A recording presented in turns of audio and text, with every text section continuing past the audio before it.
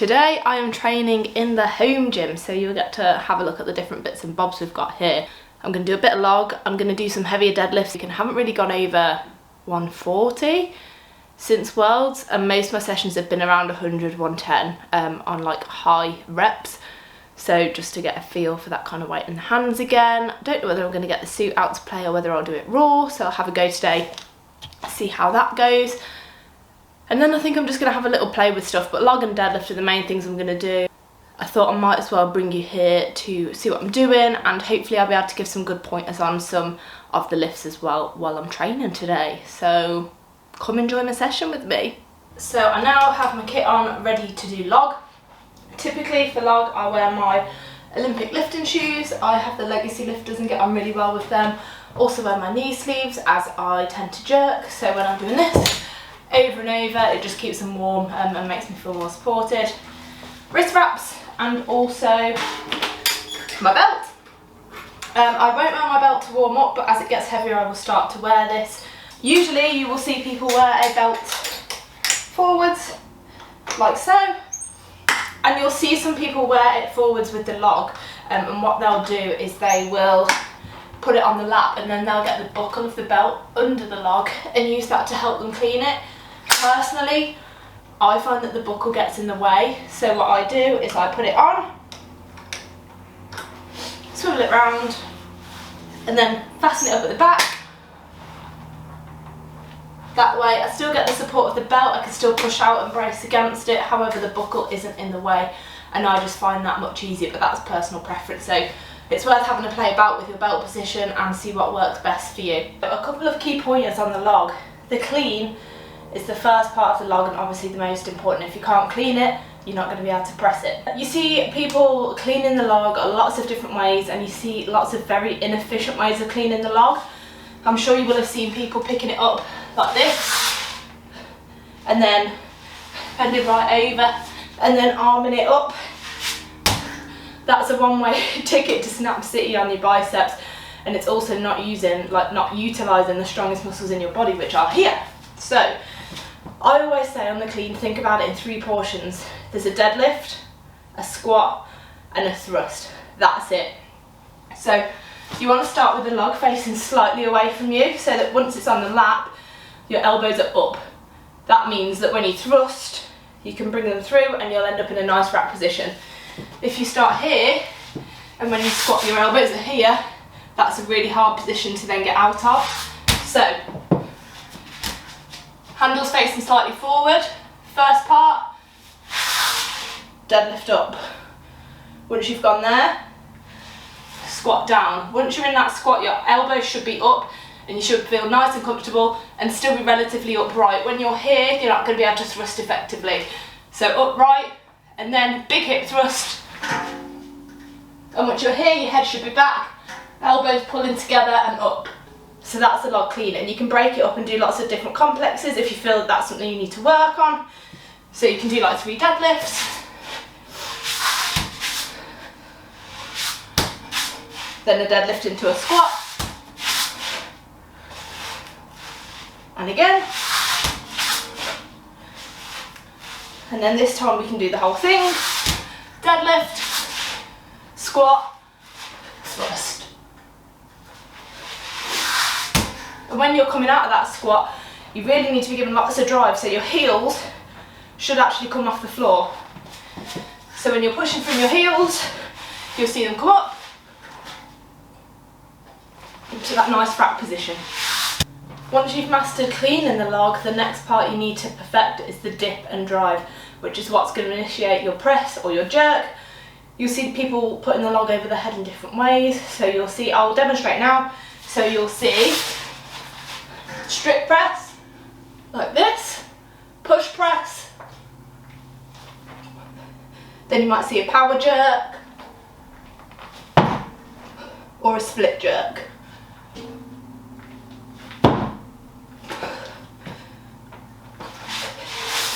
So those are the main ways that you'll see people press the log. Apart from the strict press, the dip and drive is really important. So when you're dipping down, you want the weight of the log to be in your mid foot. and sometimes that can be really hard to find, especially when you're used to pressing with a bar. So for me, when I get on a log, especially given that there's different sizes of logs, so this one is a 10-inch, I often train with a 13. They all feel very different, and your balance in your feet will be slightly different depending on what log you're using. So I like to kind of calibrate my balance by holding a dip here. This is something I learned from Mark Oscroft, who I did my Olympic weightlifting kind of sessions with when I was learning Olympic lifting before I did the coaching course myself.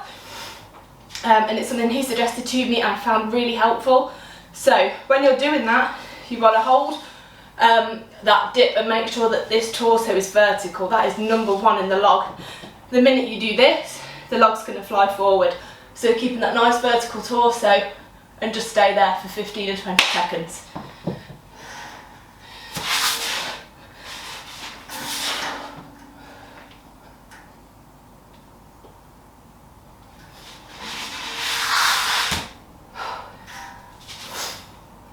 Once you've done that, you're ready to get started on your working set. So whether you're push pressing, power jerking, split jerking, I recommend starting as you need to finish. So if you're going to split jerk on your top sets, split jerk in your warm-ups, and so on. So that's my little overview of the log. I'll maybe do a bit of talking through on the pressing part another time, but for now I'm going to get on with my own training. So we're going to work up to 65 kilo on the log, floor to overhead, and just see how we go.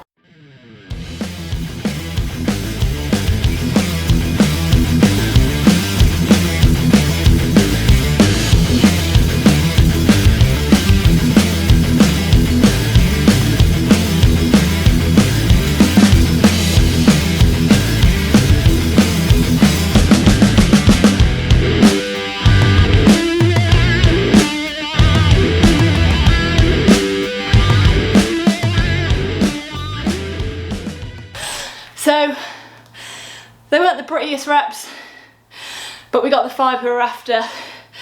You wouldn't have been able to hear it because copyright, but we had Van Halen jump on then. Reminded me to jump, and hey, it works. Jerks are amazing, but I'm not really sure how heavy that is. It's somewhere between 60 and 65. I need to check what the empty log weighs, but it's not a bad place to be, having not really trained log for reps for a while. Definitely room for improvement, especially if I want to be one of the best in the world. So yeah, weak event, but it's getting better, and there's an insight into how much it kills me off. But that is log all done with, and it's time to deadlift. Much less equipment for deadlift as we're doing it raw today. We are not using a suit, so for that I have my belt. And then your powerlifting raw and your strongman raw are slightly different. So strongman raw, we also use straps. Powerlifting, straps aren't allowed, but we can use them in strongman, so why not? Once it gets to a certain weight, if your grip's going, then it makes sense to use them. Use everything to your advantage. If you're doing something like a medley or a ladder, then straps can be a bit of a hindrance, but otherwise they're there to help, so use them. So we've got 150 on the bar now. You can see the coloured plates, and then we've got a 10 metal each side. So I'm just going to go for a single, see how it feels, because 130 felt pretty heavy.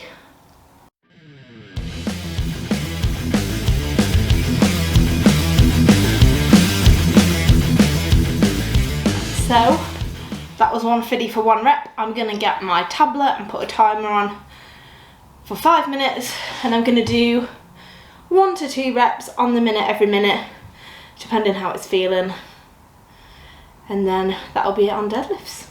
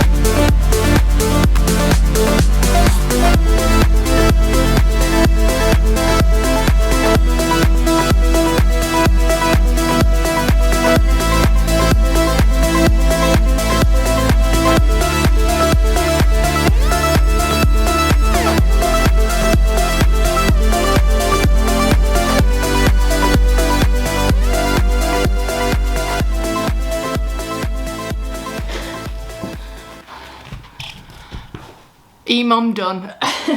I think that was like 10 total reps.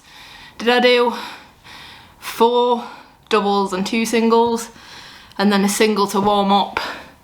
So 11 singles at 150, so